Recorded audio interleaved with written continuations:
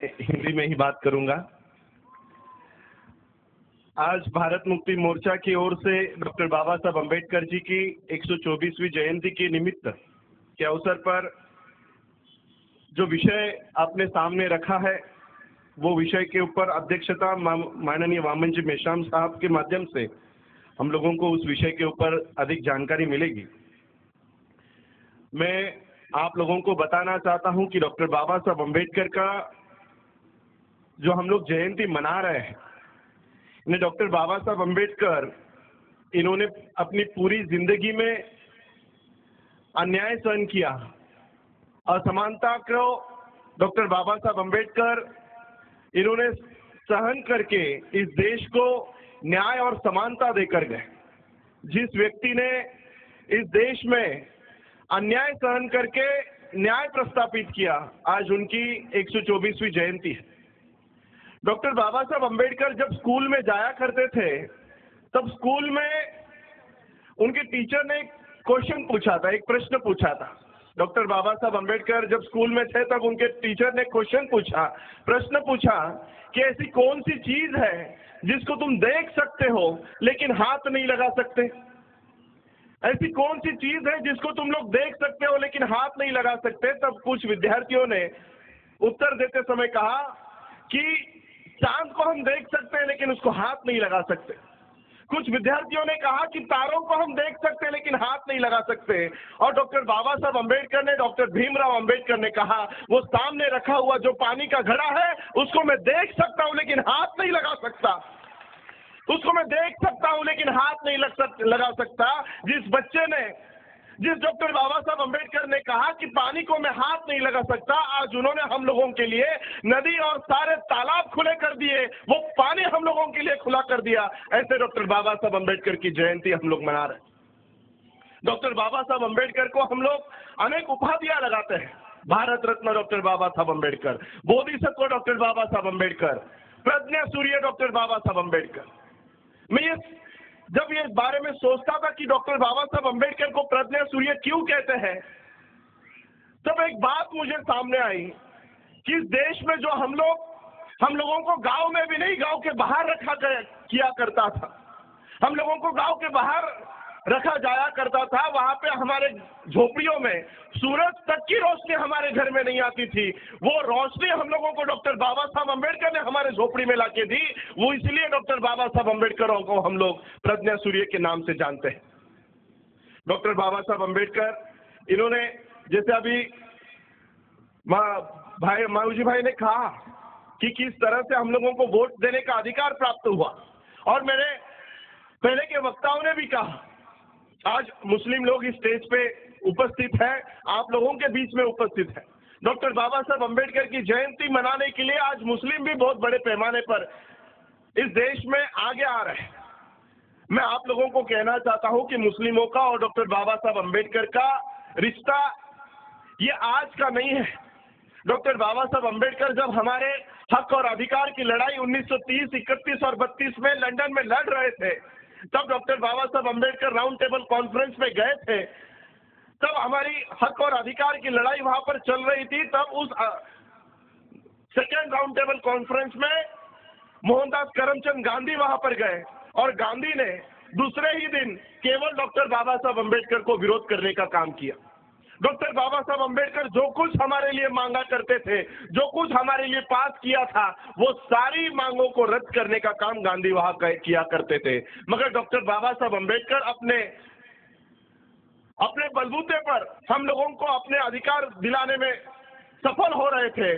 तब देखा कि गांधी ने कि मैं अकेला कुछ नहीं कर पा रहा। तब वहां पर जो मुस्लिम डेलीगेशन गया था सर आगा खान इनके नेतृत्व में, उस डेलीगेशन को गांधी ने कहा कि आप मेरे यहाँ पर खाना खाने आइए। वो मुस्लिम डेलीगेशन गांधी के यहाँ खाना खाने गया। खाना खाने के बाद उस मुस्लिम डेलीगेशन से गांधी ने कहा कि ये कोरा कागज मैं आपको सिग्नेचर करके दे देता हूं, और आपकी जितनी मांगे हैं वो सारी मांगे इस पेपर पे लिख दीजिए। आपकी सारी मांगों को मैं समर्थन देता हूं और आपके बाजू से मैं कल लड़ूंगा।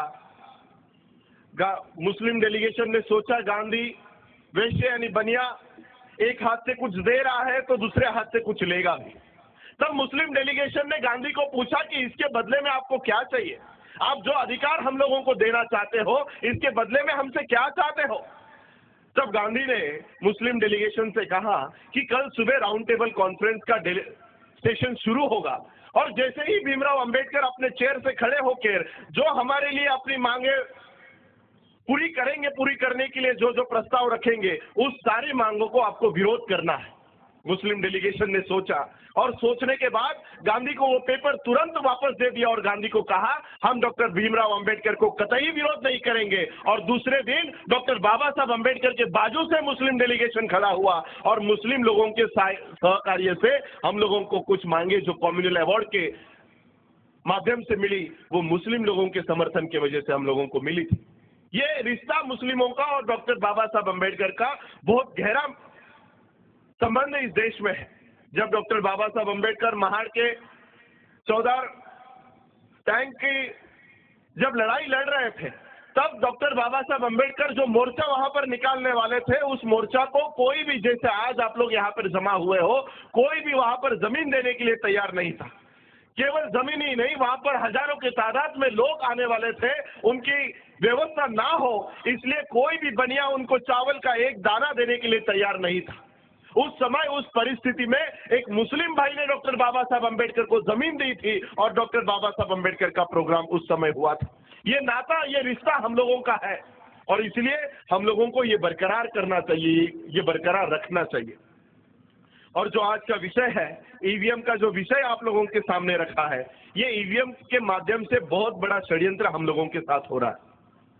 जिस तरह से आपको बताया गया कि जब इस देश में वोट का अधिकार देने की बात चल रही थी, साउथ ब्यूरो कमेटी जब भारत में आई हुई थी, तब इसको दो लोगों ने बयान देते समय कहा और वो दो लोग थे मोहनदास करमचंद गांधी और पंडित जवाहरलाल नेहरू। इन दोनों ने साउथ ब्यूरो कमेटी को बयान देते समय कहा कि केवल 3 ही वर्गों को वोट देने का अधिकार मिलना चाहिए, केवल 3 ही वर्गों को वोट देने का अधिकार प्राप्त होना चाहिए। पहला वर्ग इस देश के राजा महाराजा और संस्थानिक, इन्हीं को वोट देने का अधिकार होना चाहिए। और दूसरा वर्ग जो पढ़ा लिखा है और कम से कम वो 8वीं पास है, कम से कम 8वीं का सर्टिफिकेट दिखा सकता है, केवल उसी को वोट देने का अधिकार मिलना चाहिए। और तीसरा वर्ग जो इस देश में टैक्स भरता हो, इनकम टैक्स भरता हो, प्रॉपर्टी टैक्स भरता हो, केवल उन्हीं को वोट देने का अधिकार मिलना चाहिए। जैसे ही ये बात डॉक्टर भीमराव अंबेडकर को पता चली, डॉक्टर बाबा साहब अंबेडकर को पता चली, उन्होंने अंग्रेजों को बयान देते समय कहा कि अगर ये कानून आप इस देश में लागू कर देते हो तो हमारे किसी भी आदमी को, हमारे किसी भी औरत को, किसी भी लोगों को वोट देने का अधिकार नहीं मिलेगा। अंग्रेजों ने डॉक्टर बाबा साहब अंबेडकर से पूछा कि आप ये जो बात कह रहे हो उसका सबूत क्या है, उसका सबूत क्या है, इसको साबित करो। तब डॉक्टर बाबा साहब अंबेडकर ने साबित करते समय कहा कि इस देश में मनुस्मृति लिखकर हम लोगों को शिक्षा के अधिकार से वंचित रखा गया है। मनुस्मृति के अनुसार हम लोगों को शिक्षा प्राप्त करने का अधिकार ही नहीं है और अगर हम लोगों को शिक्षा प्राप्त करने का अधिकार ही ना हो तो 8वीं पास होने का सर्टिफिकेट हम लोग आपको कहां से लाकर दिखाएंगे। डॉक्टर बाबा साहब अंबेडकर ने कहा कि मनुस्मृति के अनुसार हम लोगों को पैसा इकट्ठा करने का अधिकार नहीं है और अगर हम लोगों को पैसा इकट्ठा करने का अधिकार ही नहीं हो तो उसके ऊपर टैक्स भरने की रिसीट हम लोग आपको कहां से ला के दिखाएंगे। हम लोगों के पास ये सारी चीजें आप लोगों को दिखाने के लिए नहीं है। हम लोग नहीं दिखा सकते आप लोगों को 8वीं पास होने का सर्टिफिकेट या इनकम टैक्स भरा हुआ कोई रिसीट आपको हम नहीं बता सकते। तो अंग्रेजों ने बाबा साहब अंबेडकर से पूछा कि आप लोगों को वोट का अधिकार देना हो तो कैसे दिया जाए, हम लोगों को क्या करना होगा कि आप लोगों को वोट देने का अधिकार प्राप्त हो। तब डॉक्टर बाबा साहब अंबेडकर ने कहा हम एक चीज आपको साबित कर सकते हैं, हम इस देश में जन्म लेते हैं और हर साल हमारी उम्र बढ़ती है, हर साल हमारी उम्र बढ़ती है। इसलिए इस देश में अगर आपको वोट देने का कानून पास करना हो तो उम्र के आधार पर आपको वोट देने का कानून लागू करना होगा और तभी 21 साल के हर एक पुरुष को और हर एक स्त्री को वोट देने का अधिकार पास हुआ। ये डॉक्टर भीमराव रामजी अंबेडकर की वजह से हम लोगों को मिला हुआ अधिकार है। मगर आज मुझे खेद के साथ कहना पड़ता है कि हम लोगों ने ये डॉक्टर बाबा साहब अंबेडकर का वोट देने का जो अधिकार हम लोगों को मिला कर दिया है, ये हम लोग बचा नहीं पा रहे। ये हम लोग अधिकार किन चीजों पे बेच के आ जाते हैं? हमारे पुरुष शराब के ऊपर बेच के आ जाते हैं, हमारी महिलाएं साड़ियों के ऊपर बेच के आ जाते हैं, हमारे लोग पैसों के ऊपर ये वोट का अधिकार बेच के आ जाते हैं।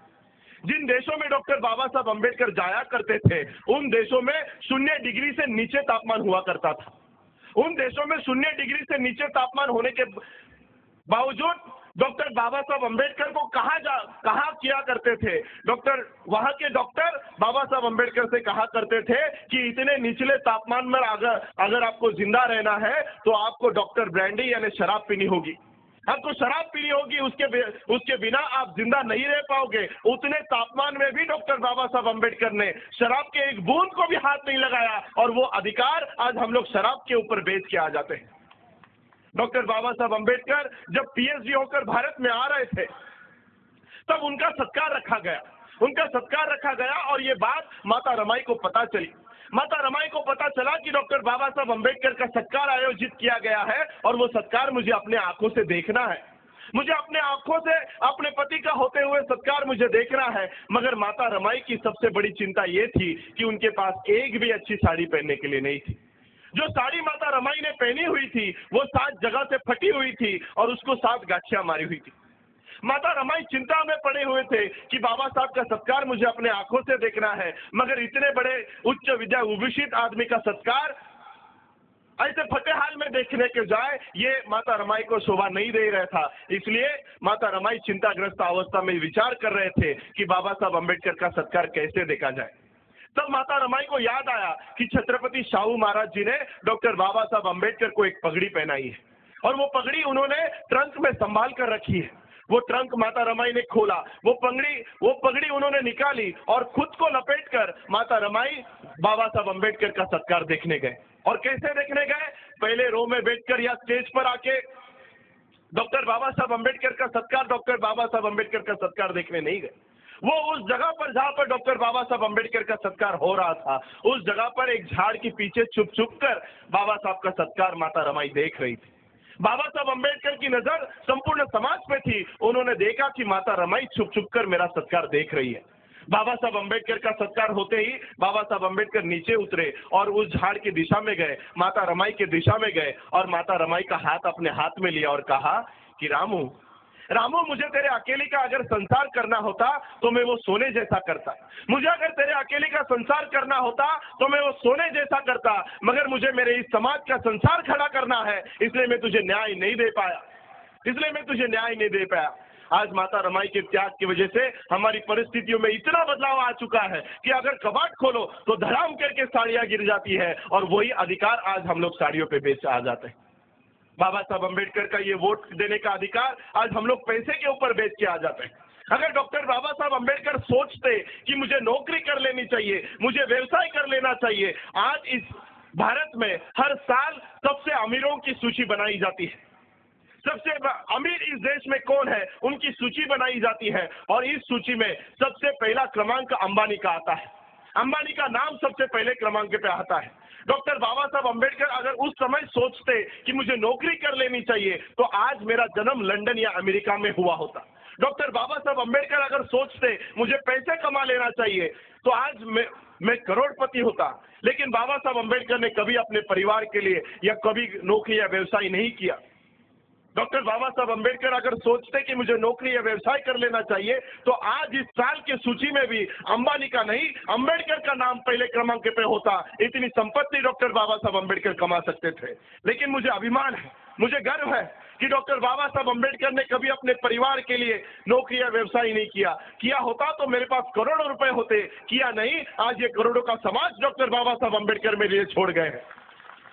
इसलिए मैं आप लोगों को कहना चाहूंगा, ये डॉक्टर बाबा साहब अम्बेडकर ने हम लोगों को जो वोट देने का अधिकार दिलाया है, ये लाइन में खड़े रहकर किसी को नेता चुनने के लिए, किसी को सांसद चुनने के लिए, किसी को विधायक चुनने के लिए, किसी को राजा बनाने के लिए डॉक्टर बाबा साहब अम्बेडकर ने आप लोगों को यह अधिकार दिया नहीं है, बल्कि स्वयं राजा बनने के लिए डॉक्टर बाबा साहब अम्बेडकर ने आप लोगों को यह अधिकार दिया है। यह अधिकार का इस्तेमाल हम लोगों को खुद राजा बनने के लिए करना होगा, और इसलिए ये ईवीएम के माध्यम से हमारा वोट देने का अधिकार किस तरह से छीना जा रहा है ये आप लोगों को अध्यक्ष भाषण में से पता चलेगा।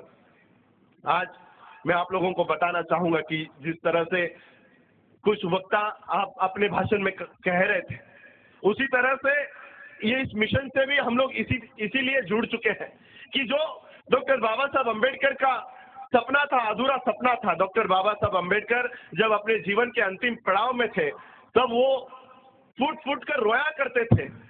वो एक ही बात कहा करते थे कि मैं दूर दूर तक जब देखता हूं, तब मैं ये कारवां इतने मुश्किल से यहाँ तक लेकर आया हूं, उसको आगे